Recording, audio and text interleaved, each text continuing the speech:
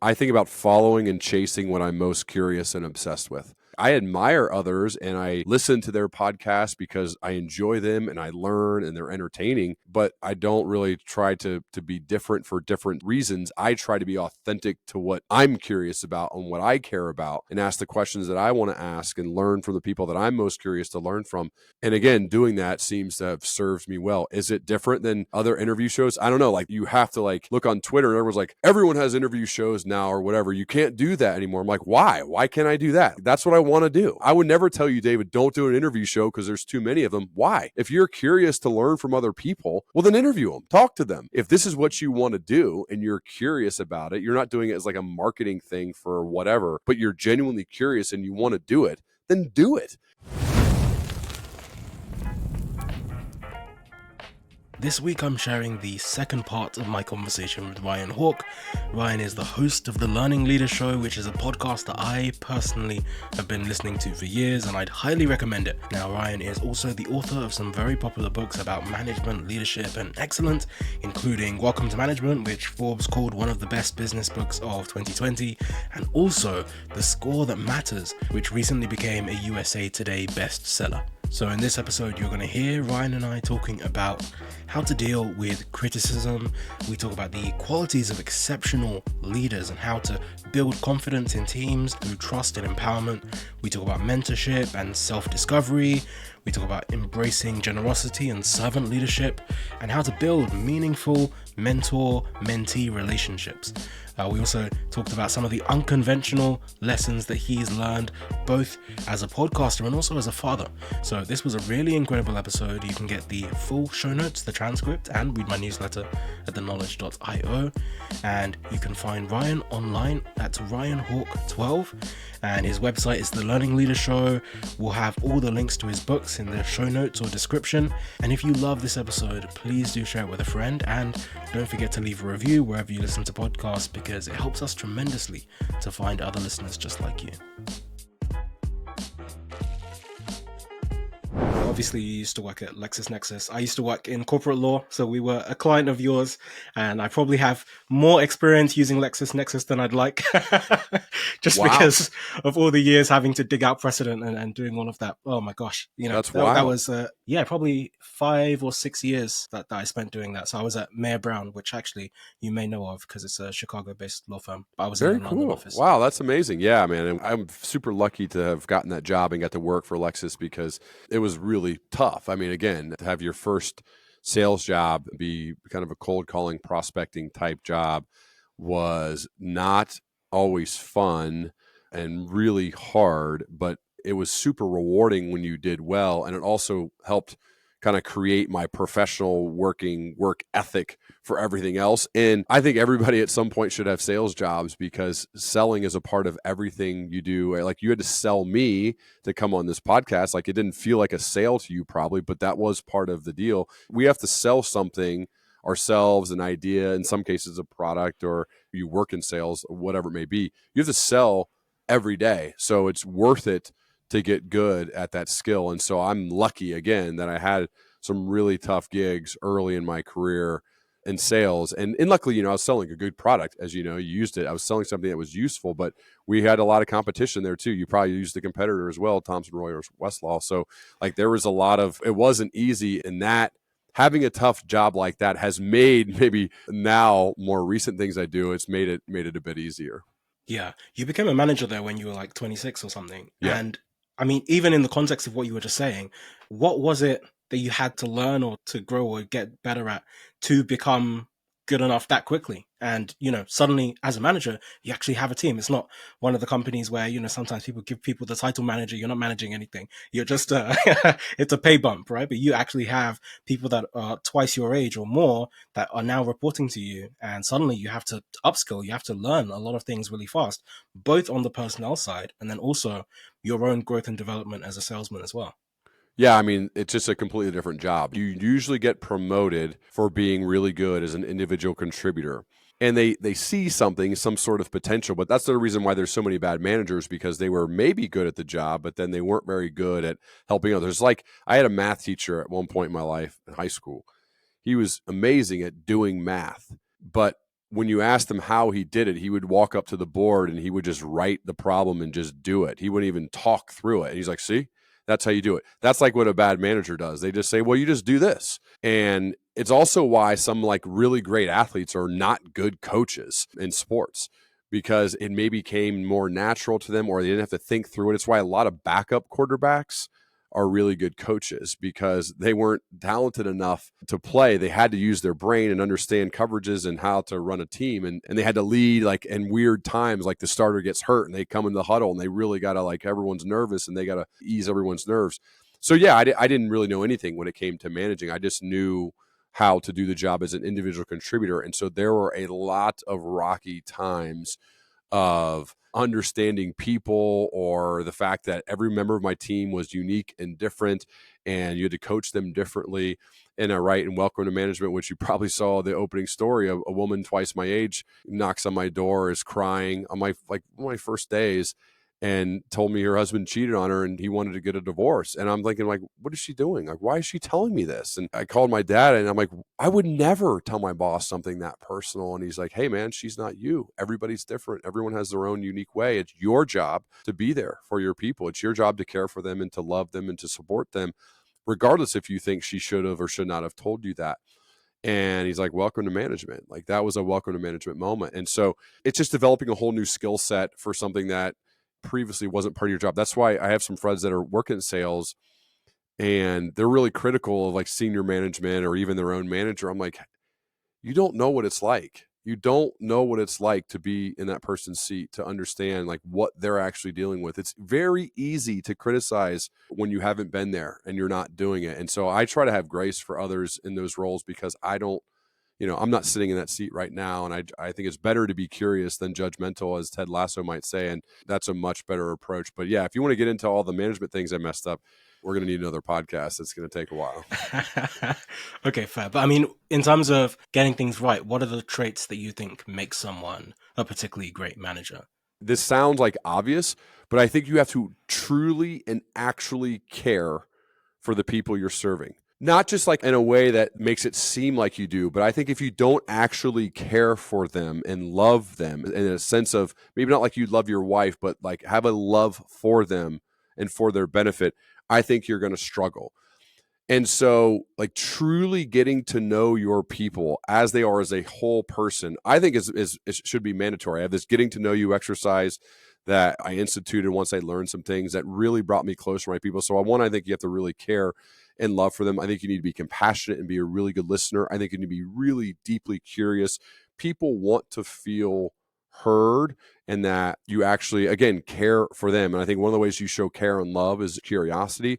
So that, I think it helps to have some sort of a vision of where you want to go and to be able to communicate that really well to your team. You got to run meetings all the time. So understanding how to tell good stories, how to move people, how to share that vision is really important. And then I think you should understand the financials behind the management elements of the actual business to help your team understand that as well. That's really important. And then I'll stop here with this last one.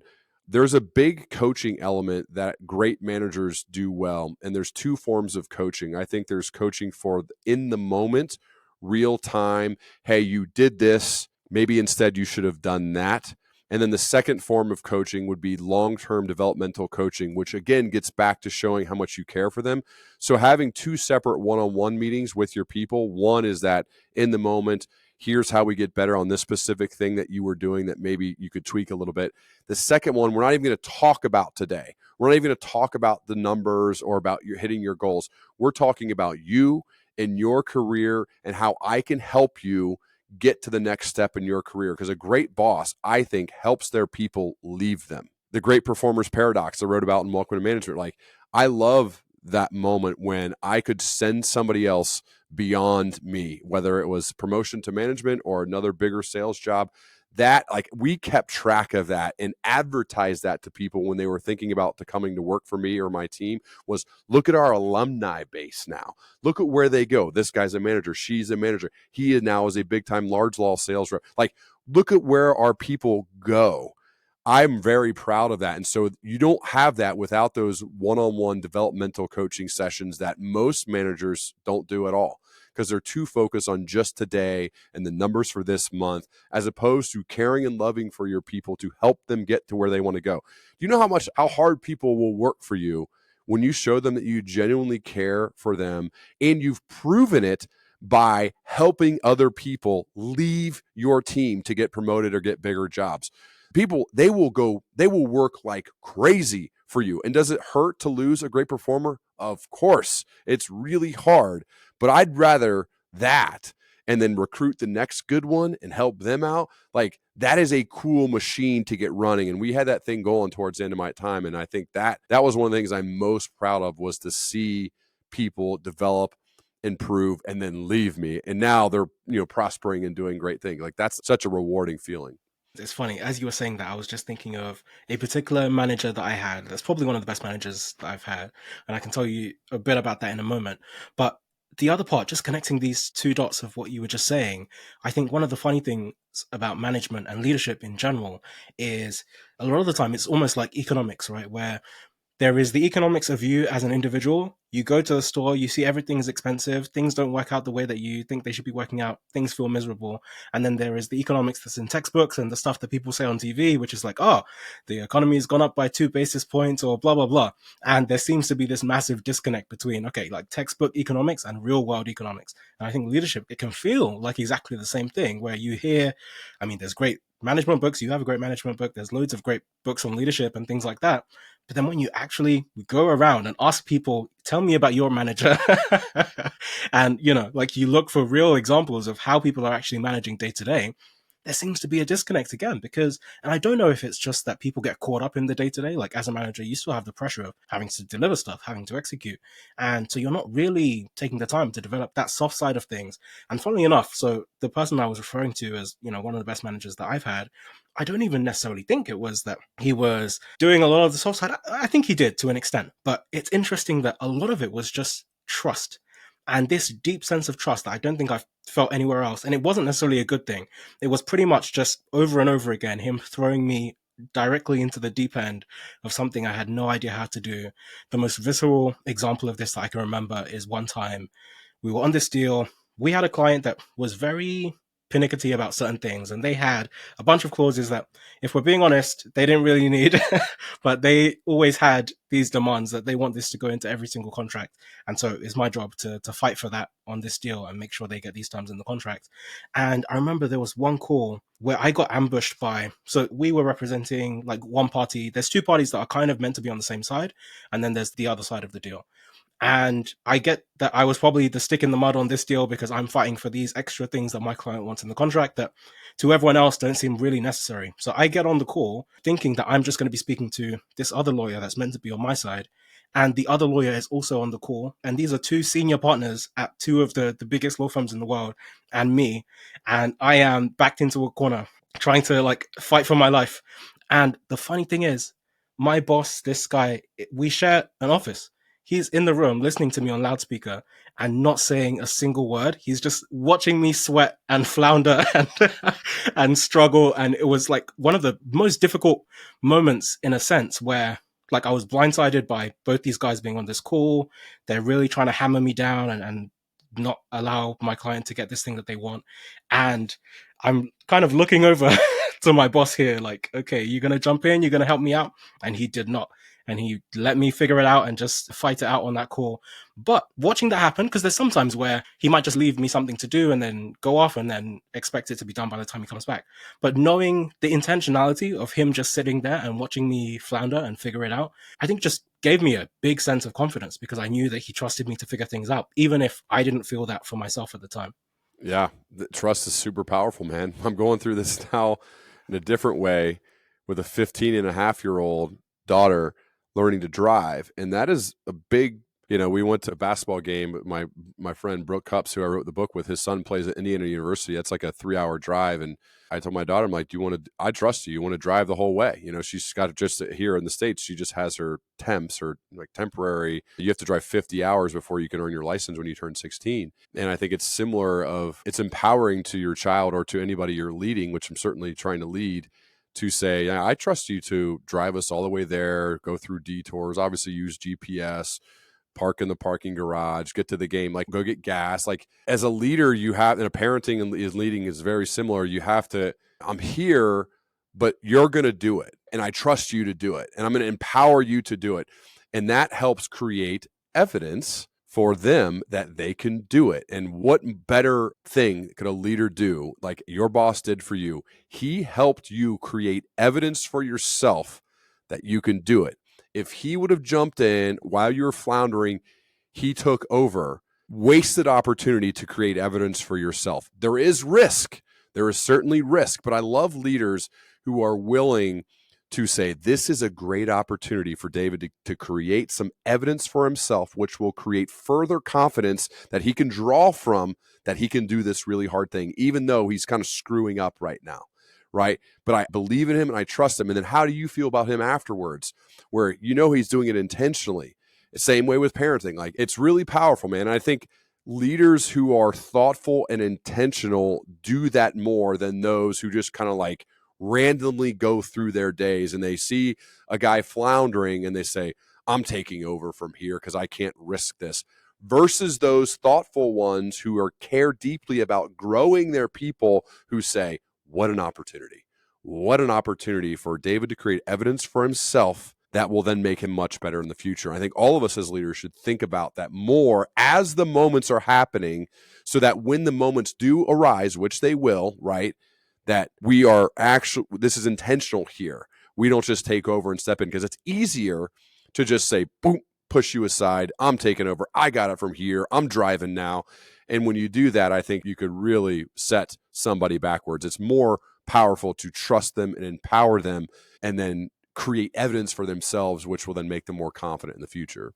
Hey, we'll get back to the episode in just one moment, but I wanted to tell you very quickly about my newsletter. I started sharing everything I was learning online, and a few thousand people came along for the ride. I send 3 regular emails. Brainwave, fortnightly on a Tuesday, which is about the intersection between technology, philosophy, and psychology. Then every week on a Thursday, I send Revelations, and that's about creativity and productivity. And then finally, every other weekend, I send Wayfinder, and that's about decision making. So people in the audience actually send me really tough problems that they're working through, and I help to deconstruct them using mental models and decision-making frameworks. So if you'd like to subscribe, you can join me and over 20,000 incredibly driven people at theknowledge.io. Okay, back to the episode. One thing I'm interested to know, kind of connecting these 2 dots that you've talked about, we talked about, okay, you have these great managers, great leaders, that very often they're able to point to, hey, this is someone that worked for me. They are now a leader over here. These people have gone on to be leaders over there. And I guess there's a balance between, okay, going back to our previous conversation, we were talking about football. And when you watch the NFL, people talk about coaching trees, right? You see there's a coach, the head coach of this team. Oh, he's from the Andy Reid tree, or he's from this tree. He learned from this coach, that learned from this coach, that learned from this coach. And there's things that get passed down.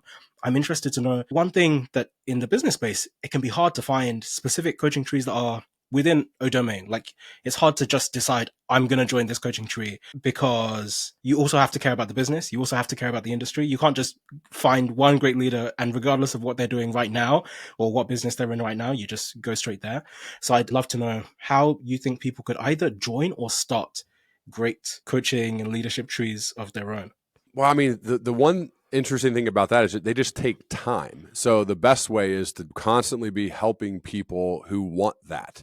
And so let's say you're in a management role. There's something right about Welcome to Management, but that I did with a number of people who said, hey, I want the same job that you have. Like, I want to get promoted to a job like yours. I would then say, okay, great. Like, we would have little mini coaching sessions on what it actually takes to do it.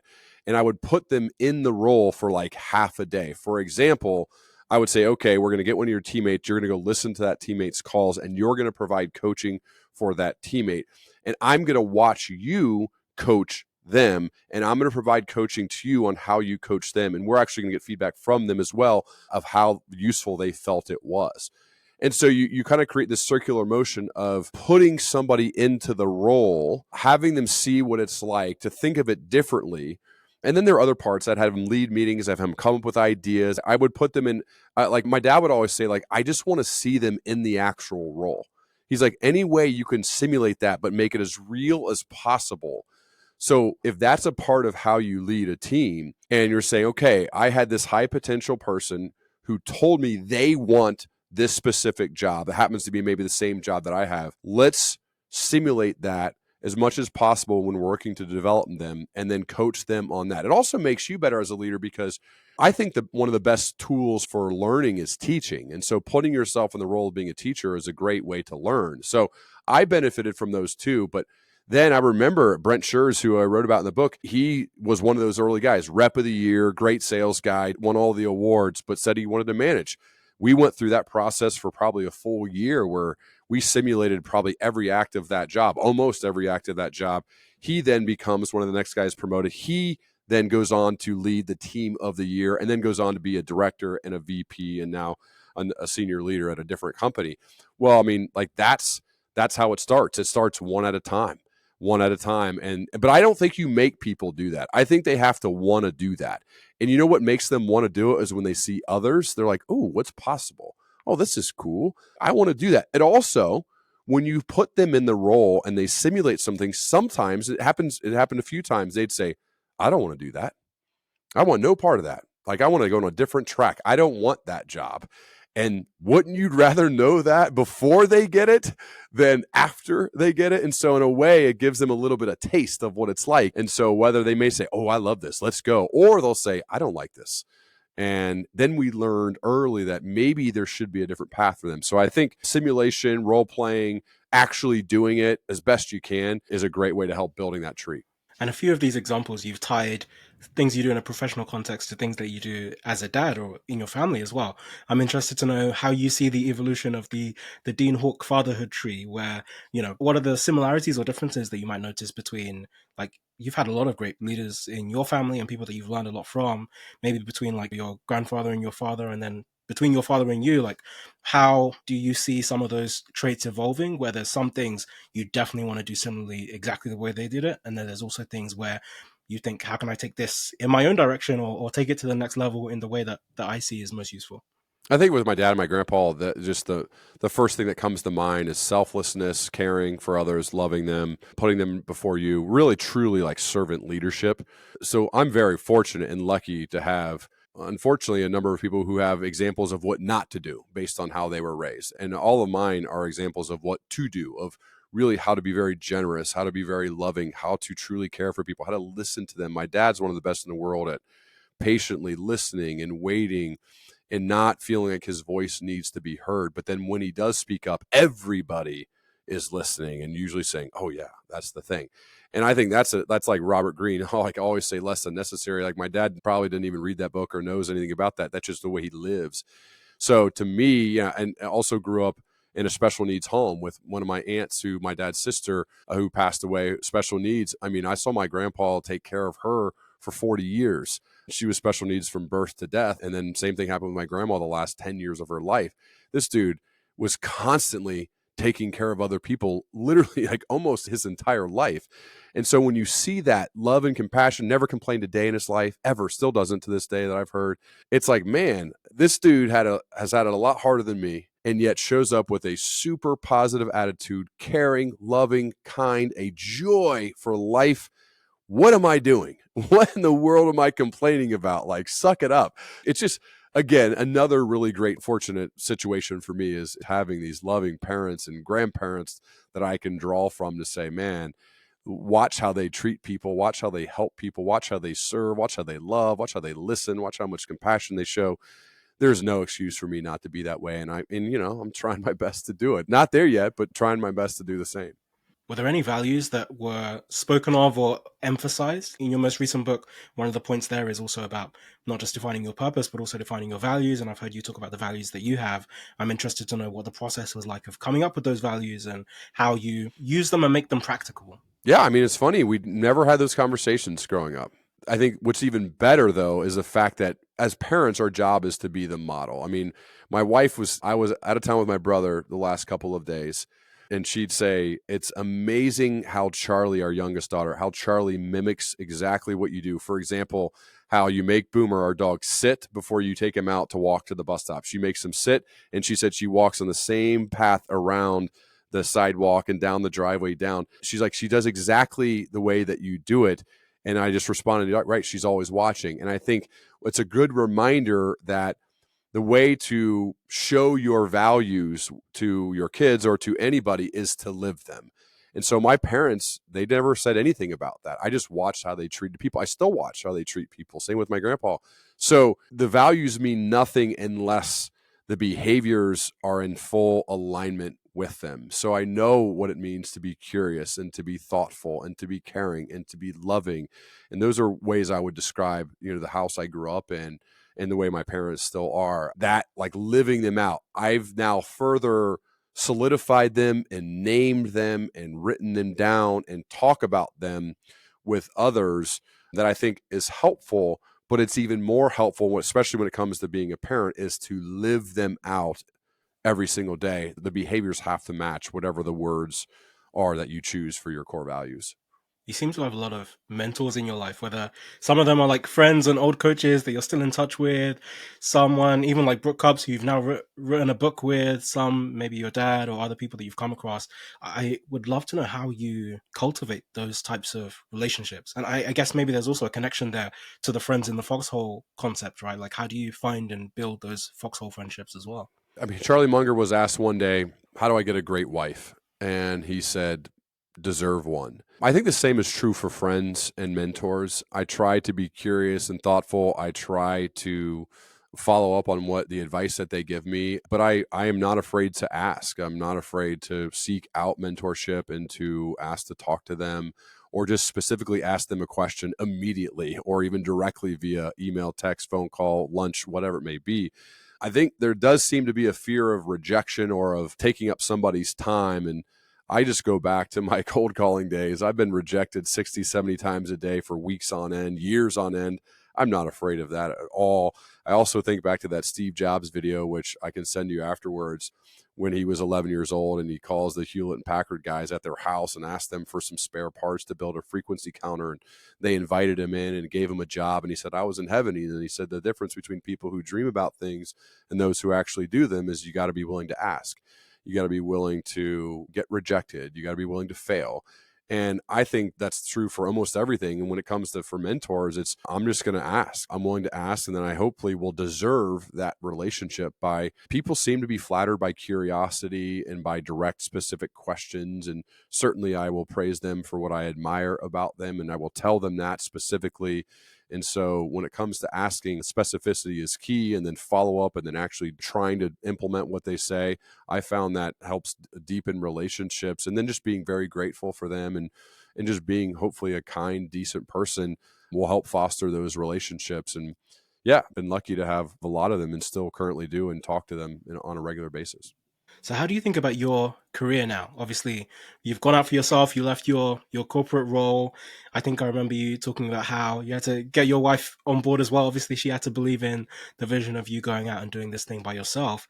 And what's interesting now about being in a non-linear career is obviously you have the podcast that you're doing, which is like the main thing. You write not just books, but you have the newsletter as well. How do you think about what you're building to and what you're building towards and where you see this career going? I think also in the book, just to touch on it, there is this concept. I'm trying to remember exactly how it was phrased, but it was essentially, I guess there's two pieces. One is about having like an internal goals rather than external goals. Or I think it was like process-based goals as opposed to like an outcome-based goal. So trying to think about, okay, we're not just basing it on, hey, I want to win this championship or I want to have X many subscribers, perhaps, but it might be some other way of defining your progress as well. Yeah, I mean, I'm very lucky that I genuinely enjoy and love the work I get to do each day. Like having a deep, long form conversation with a thoughtful person is the coolest thing in the world. So the reward for me is that I get to keep doing it. So I'm just grateful that the thing that I love doing also matches up for a need in the marketplace, as well as there's parts of the things that I do that people are willing to pay significant sums of money for. And so that overlap, that kind of Venn diagram overlap of what I love and a need and what the market says it will pay for, that's just not the case for everybody. And so in my case, it is. Now I work really hard at that, but the reward is just that I get to keep doing it. One of my I think weakness areas is long-term strategic thinking when it comes to building a business. I'm very good, I think, at putting my head down and working hard today and the next day and the next day and the next day. And as a result of that, a lot of really cool opportunities seem to continue to come my way, and say yes to some of them. And in some cases that's like as a business builder, and financially it's certainly really cool. But I just want to keep doing what I'm doing right now. I'm going to keep writing books. I'm going to keep speaking on stages. I'm going to keep working with leadership teams. And obviously, I'm going to keep going back to the foundation of all of that, which is recording the Learning Leader Show. And I'm always in a constant state of preparing for that next episode and preparing for that next speech or preparing for that next interaction with the leadership team. And I think the heads down, focused on the work and providing value seems to make this a really viable business. And that's why I mentioned before, I don't have any long-term contracts where I lock people in or force them to pay me. I can be fired at any time by any client with no more payments. And so some would say that's risky. To me, I think it's the only way to do it. It's the only way to ensure that you're going to provide value to people. And that's kind of like what a business is. A business solves problems for people. And when you solve a problem for them, they pay you. If I keep helping people do that, then it should be okay. And so that's my intent, is to keep doing that. I think when you started the podcast, they were probably a lot less popular now. But I'm interested in, I think it was Todd Henry that gave you some advice about not being a cover band in the first book that you were writing. And I think very similarly, both with podcasts and with writing, there's lots of books on management or books on leadership or, books on personal development, etc. And there's also maybe perhaps lots of podcasts of where people speak with and interview even some of the exact same guests that you've had. How do you try and like differentiate and make meaningful like your specific platform and the work that you do, and avoid becoming like a cover band?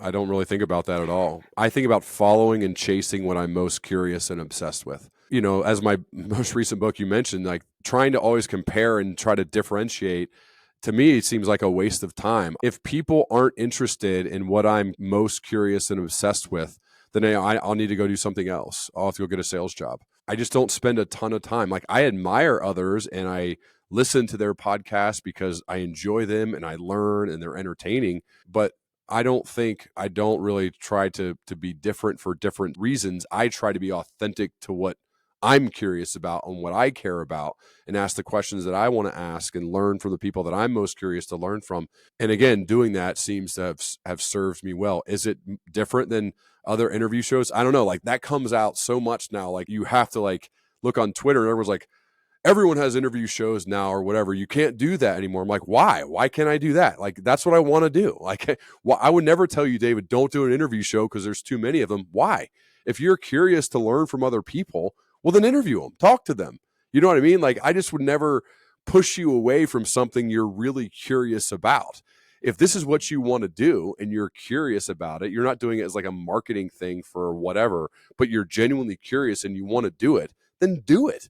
Yeah, I don't know. Is it that different from other people? I don't know. Maybe in some cases it's not. In some cases it is. But I don't really approach it that way. I think if I'm genuinely curious and I want to talk to a person and we do, and other people like it, then that's great. And that's what I'll keep doing. So, I mean, funnily enough, just going off the back of what you were saying, I remember you said that you started the podcast as a way to almost create your own degree, right? So I would love to know, from all the episodes that you've had, it's probably hard to even encompass how many episodes that you've had, but are there any specific lessons that stand out from this personal degree that you've had that stand the test of time? Yeah, I mean, that's honestly why I write books, is to try to distill that down into only 260 pages a book. But a few things like off the top of my head, I mentioned it earlier. One, nobody's got it all figured out. Everybody's figuring out as they go. I've yet to meet the person that has it all figured out. A commonality among leaders who sustain excellence is that they are both very thoughtful and intentional. As I mentioned, when it comes to the questions I ask, like, it's not done haphazardly or without thought. Like, there's a lot of thought and intention. So I try to take what I've learned from others to be really thoughtful, reflective, and intentional. And then third, I guess if I'd say, is there's people who sustain excellence have a strong bias for action. They're regularly iterating and experimenting and doing it. Like, whatever the thing they're learning, they didn't then go and do it, and then figure out what worked, what didn't, which should they start doing, stop doing, which should they keep doing, based on actual action taken. As I mentioned, when it comes to teaching people who would work for me, we're going to simulate as much as possible and put you into the actual job because you learn most by doing it. I played as a freshman in high school, and I learned a lot more once I got onto the field than I did from standing on the sidelines. And I think the same is true with whatever it is we want to do. You want to become a great public speaker, then find a way to get on stages. You want to be a good interviewer, interview people. Whatever the thing is you want to become good. You want to write, right? Then write every day. Like whatever the thing is you want to do, have a bias for action towards doing it, not just procrastinating by having these like grand plans. Like I'd never written a business plan, right? A business that is supporting my family and extended people and doing really well. I've never made a plan.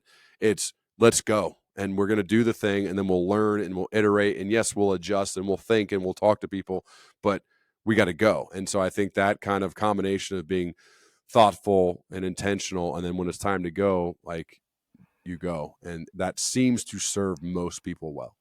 Okay, amazing. I was just thinking there's so many other things that we could have talked about. There's so many more questions that I could have asked you and wanted to ask you.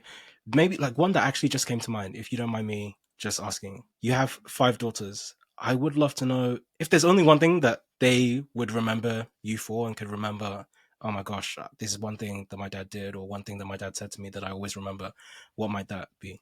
Oh, that I love them. I mean, unconditional love, right? That means love without conditions, regardless of what happens or what they do or wherever it is whatever they want to be or do, that the love is there no matter what. And that's something we say quite a bit, or something they say, no matter what. That's unconditional love. So if there's one thing that they remembered or they thought is that he loved me unconditionally, regardless of anything. And I try to prove that with my actions of how I show up for them. And part of that is being very present as possible, both actually there to pick them up from practice or to help them with friends or to take them on a Starbucks date, and there, meaning phones, it's very easy to be distracted by that stuff. So be as present as possible, and then love them unconditionally. That's what I'd say. Thank you so much for tuning in. Please do stay tuned for more. Don't forget to rate, review, and subscribe. It really helps the podcast. And follow me on Twitter. Feel free to shoot me any thoughts. See you next time.